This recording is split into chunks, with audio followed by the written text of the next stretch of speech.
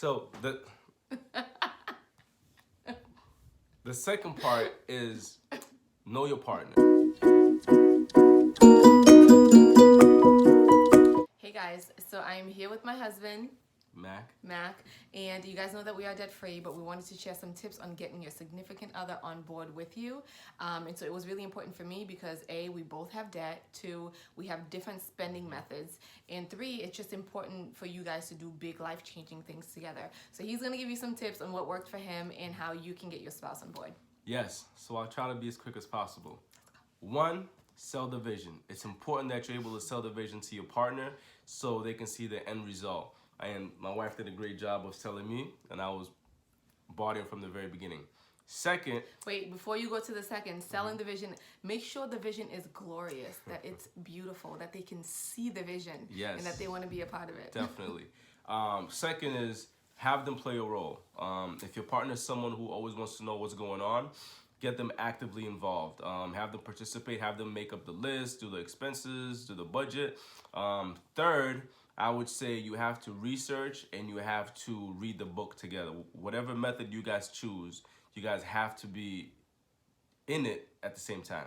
So right? So once I chose the method that I wanted to do because I had already been researching, I ordered the book and we read the book together. We also listened to his podcast together. We'd be driving, and instead of listening to music or talking, we would just play the podcast and then discuss some of these things. So doing it together is just so important from the beginning. Yeah, so. And I think another important piece for us was hearing other people's stories.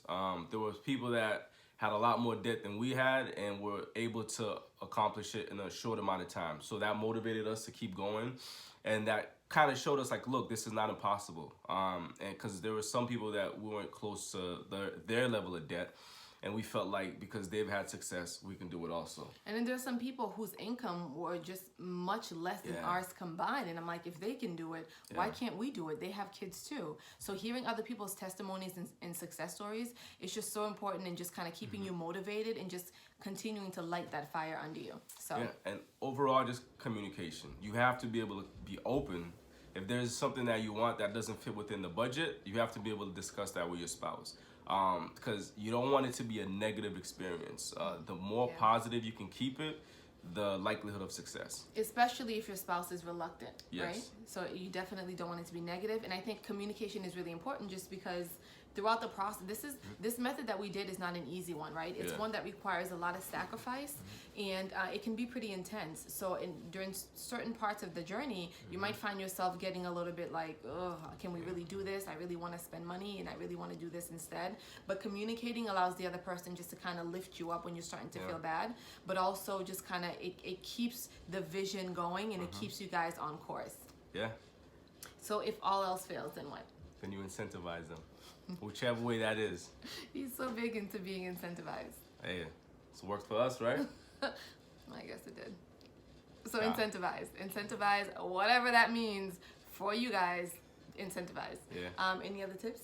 I say good luck and much success to you. Just gonna wait. Stay. How did you disappear? My legs hurt. What do you mean?